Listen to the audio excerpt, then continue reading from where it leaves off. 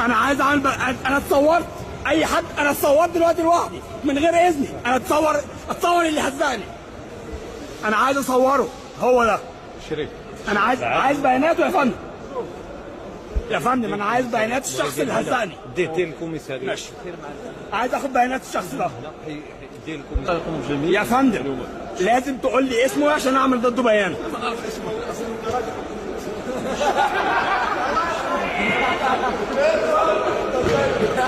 الشخص ده اللي سنه ساعدت اولادي، قال لي شتمني شتايم مخله، عايز اعرف اسمه.